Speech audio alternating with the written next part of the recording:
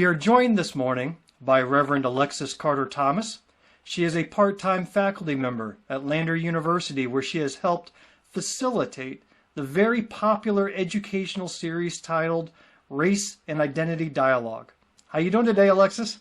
Hello, Bill. I'm doing great. Thank you for inviting me to be a part of this. Hey, we're honored as well. I came to learn your name through a guest view article you had printed in the Index Journal last summer, and it was in the midst of the Black Lives Matter protests that spread all over the globe. You titled it A Tale of Two Greenwoods. Can you tell us a little bit of what that column was about? Yes. So in the midst of Black Lives Matter and thinking about what was happening in our nation, even in Greenwood with, peaceful protest and speaking up about what was happening in our world with police brutality and the killings of Black bodies, I was thinking about living in a new town of Greenwood. At that time, hadn't lived here that long, just over a year, now 2 years, and thinking about our former home, which was in Greenwood, the Greenwood district of Tulsa, Oklahoma, where a race massacre occurred in the summer of 1921. And so I was thinking about my former Greenwood and this Greenwood and the similarities and the differences, but also the work we still need around racial reconciliation and hard conversations, not even jumping to racial reconciliation, but hard conversations. And what does it mean to see people, to take notice of people, and to hear their stories, and to be open to learn from one another is kind of a grand view of that. There are details in the articles, but a grand view of what it means to learn about our neighbors and to care about our neighbors. If I remember my history properly, that massacre in Tulsa was the first time that bombs had ever been dropped on American soil. And here we are approaching a 100th anniversary of that tragedy, which I'll be honest with you, I'd never heard of until I read your guest view, and it triggered me to go look more about it. And it's just, incredulous. I mean, 100 years ago is not that long ago. Not at all. So you say you're a recent resident of Greenwood. Describe the journey that brought you to this little southern town. Yeah. So a little over 2 years. My family and I lived in Tulsa, Oklahoma, and what brought us here is my husband's job. He works at Self Regional, and so we wanted something different, something closer to our families that live on the East Coast, and we had never heard of or been to Greenwood. And yeah, we found ourselves here and have enjoyed a change of life, a change of pace, and living closer to our families. And Greenwood has been welcome, warm, hospitable to us. So yeah, 2 years. So your husband is the Reverend Dr. John Carter Thomas, right? That's him. And he's the Director of Pastoral Services at Self Regional. Now, many don't know this about me, but my first wife of 10 years was an ordained pastor. And I can't imagine both of us having been in the same profession. Do you two get into theological debates at the kitchen table, or are you pretty much in sync on all topics related to theology? What a good question. I feel like even our connection in dating and in marriage has been through some really thoughtful conversation in some ways that we disagree, but our perspectives have enriched each other. And so we get into some really deep theological conversations that people probably don't have every day. But also, I often leave our conversations thinking about things in my own work. And him going back to say, maybe I need to rethink this. Because talking to someone outside of the setting, and we both have worked in parish ministry for years. So I think we bring a lot to the table, literally. And after long days where most people might just talk about what happened, conversations they have, we will process the theological implications. So for example, today a colleague called and said, I'm surprised Lander hasn't issued a statement. Lots of other places have about the verdict yesterday. And I was like, honestly exhausted. She shared her exhaustion as a professor. And I listened and heard her and thought about why don't we issue those kinds of statements that affect the student body, and not even just a statement, Bill, but, she was driving home from teaching and said, students came in my office to talk about it. And you could tell just like the weariness or wanting to like go deeper. And she goes, I wish there was an email of, hey, counseling services, or if anybody wants to talk, these are good people to go to. And so she expressed some discontent and frustration around that. And I was able, at dinner, that came up of what's behind not saying something? Or do we think it's better to say students will figure it out? They'll talk with professors, or they'll find their own communities to talk about it in. Or do we have some sense of proactiveness to say, hey, we want to cultivate space that is welcoming and safe for you to have these hard conversations and for you to feel heard? And so, those kinds of conversations come up often as a kind of processing place at our dinner table. So speaking of Lander, you're a part-time teacher there. What do you teach? I am. So I teach in the religion department, and I teach kind of topics in religion. So this is I'm wrapping up my first school year, and I taught intro to Hebrew Bible in the fall semester. And this semester, I taught a topics in religion course that I am loving. I'm in partnership with the Honors College called Black Religious Women, in which we study the lives and work of Black religious women in this nation and their contributions and learning from them. And so, it's been a really good year, and I've enjoyed my time at Lander. And they have launched or participated in 2 very productive educational series in the past 6 to 9 months. One was politically oriented, called the Electoral Initiative, which I found very informative. And then there's the series that you were directly involved in, the Race and Identity Dialogue series, which I think allowed people to have those conversations, maybe not in an official statement capacity, but it did create a forum for people to share their experiences, share their knowledge, issue their concerns. How did that series come about, and how did you become, I don't know if you're called the head honcho behind it, but you certainly are a face of that series. How did that come about? So thank you, Bill, for bringing that up, because those series have been highly important in a space where we try to do exactly what you said, to provide a space for dialogue about important issues for students and in the community. And so I want to give credit to Dr. Lucas McMillan, who is the Dean of the College of Behavioral Sciences and Behavioral and Social Sciences, who had these ideas of, hey, we can do more. He has done an exceptional job in trying to carve out space for hard conversations and to say, we're not tone deaf, we're listening to what's happening in the world, and we're also listening to what our students may be interested in faculty and staff, and we want a response to that. And so I think my pushback is like, Dean McMillan is just a very small part of Lander, and that's not enough. I think that administrators have to do better at answering, and Dean McMillan has done his part, and maybe other, college deans have. And I think because of his, field of study and his expertise in political sciences, he is, apt to respond and to engage in those conversations. But I think as an educational institution, Bill, we have to do better. Because we're in the business of helping cultivate people at pivotal points in their lives who are forming their political and social ideals.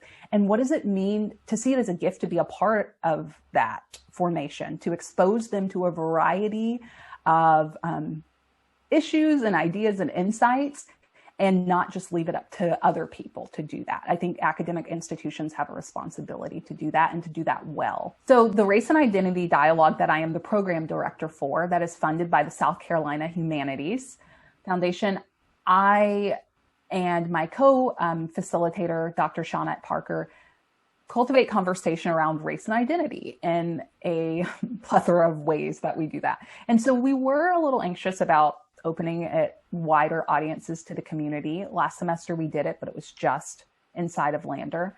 And it's given us a way to do storytelling, right? Like the connection of humans and how we tell stories and how we learn from one another. And I've learned a great deal from my colleagues about their childhoods, about their own backgrounds around race and identity, about their discomforts, and about things they would love to learn more about. And so I've had sometimes side conversations, coffee, Zoom moments of just sharing of like, hey, let's clarify that, or let's talk more. And so I've really I've really been able to see the power of opening up dialogue intergenerationally is huge, right? That sometimes these conversations become very insular or siloed of this group over here who believes this, talk about this group over here.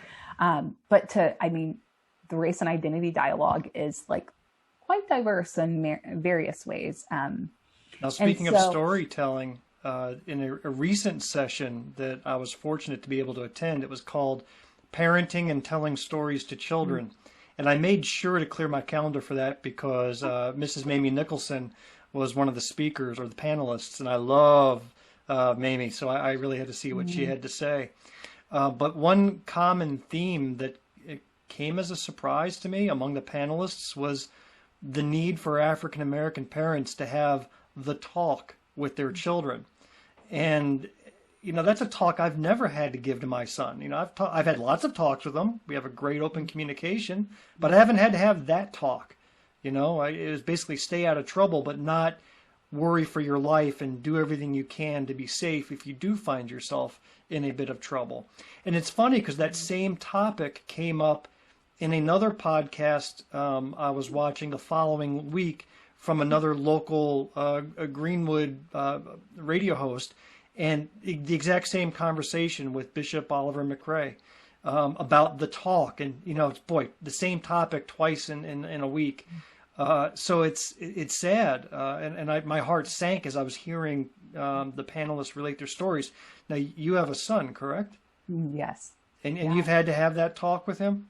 Yes, we have a son who is on the spectrum, and so even more so, Bill, of just his ability to function in the world, and that, my husband, they've had just some bad situations where he was accosted or someone didn't know because he's a pretty tall and big guy, and people see, oh, there's a black male in this, and have just accosted him or started like just really uncomfortable situations. And, with his level of just receptivity of being stunned in moments or shaken of like, why is someone yelling, or why did I make this person uncomfortable, and having to like explain in a world that he doesn't fully get and internalize, but also feels deeply. And so those are hard conversations.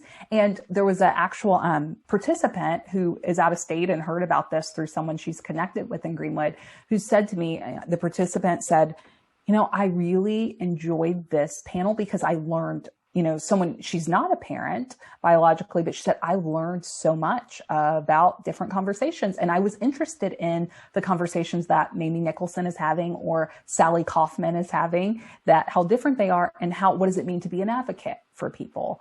And so that's what we hope, that people are continuing these conversations outside of the space, and also thinking twice about, I didn't realize that my neighbor may have a different conversation with her son. Now, diving into your background a little bit more, a little Google sleuthing revealed that you graduated from Oral Roberts University with a degree in government pre-law, and then you earned your Master of Divinity from Duke University. What brought about the shift from law to ministry? Because there's no doubt in my mind that you could have been a powerful, high-priced attorney today. So what led to that shift in a career? Yeah, it was quite divine in ways, because I don't know that I could have known what I was doing at like 21. But right before graduating, my senior year at Oral Roberts, I was looking at law schools and prepping for that. And I had my trajectory planned out, Bill, since like 6th or 7th grade. I had been ordering like college apps, looking at where I was going, trying to figure out I had a plan that would carry me through like 40. So yeah, divine interruption. So as I was graduating, I just felt like it was the first time I can like name a sense of anxiety around the future, where I had been so sure. And on my way to law school, I was thinking of moving closer to home in the University of Georgia. And in the process, it was the first time I had this sense of like restlessness and discontent. And so through various things, I was in a class, I had one more elective left. Hear this as divine. One elective left. There was only one class that fit with my schedule, and it was modern China. And in the midst of class, I was like, I've never been out of the US. maybe I'll go to China. Yep. So I bought a ticket, signed up for the program, found a teaching job, never been out of the country, Bill. My poor parents. And left, worked that summer, saved up, sold my car, gave away lots of things, and moved to China to teach. And it changed my life, being out of just what I had known as home and my own sense of comfort zone. And it made me want to do something different in the world. And also I met myself, not that pre-law or government was bad for me, but I met myself and realized that ministry theology was a better fit for who I was and who I was becoming. And I think had I not made the change then, I would have made it later in life. Hey, so in addition to your work at Lander, I also see that you've been very active in Greenwood in your short time here. From what I saw, you oversee, or maybe it was past tense, a Poetic Justice program at the Leath Correctional Facility. Yes. You're on the Grants Review Committee for Greenwood Community Foundation. Tell me a little bit about the Poetic Justice program that you're involved in. Yeah, Poetic Justice is something that's dear to me. It was started by a group of English teachers and poets in Tulsa who came together and realized there was a lack of programming for women in Tulsa County Jail. And at this time, I lived about maybe a half a mile from the Tulsa County Jail. And I was looking to, how do I engage civically in my neighborhood?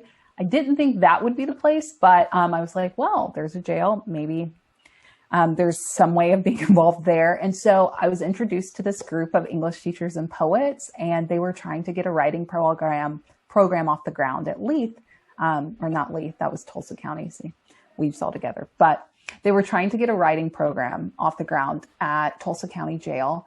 And over some time, we started teaching and creating our own syllabi, thinking about writing as therapy and a way of storytelling. How do women who often aren't asked for their stories or who aren't often, their voices aren't valued, how do we cultivate space for that? And it's so beautifully powerful. And I'm still like moved by their stories. And I started, when I moved here, there was an interest of like, I didn't have much going on. And I was like, what's something I'd love to carry with me, but also learn more about here? And so I did. I started learning about Leath, going to their volunteer classes, and started a Poetic Justice chapter from the group at Tulsa. And some other people did it in Tijuana and San Diego. And so there's now like 5 other chapters, and teaching creative writing to women who are incarcerated as a way of coping, as a way of therapy, as a way of providing hope. Well, thank you for doing that, because that helps reinstitute humanity, into people. Yes. And, yes, you need a job. Yes, you need life skills, but you also need to have a reason for living. And that's where the love and the art and the passion all come into play, and getting that involved in the mix as well is very vital. Yeah. Yeah. Now, you had written another guest view in the Index Journal. You're prolific. This was back in January. You called it "Let Us Tell the Truth," and that was just 2 weeks after the January 6th insurrection. In that guest view, you focused on the Heritage Act and Confederate monuments in South Carolina.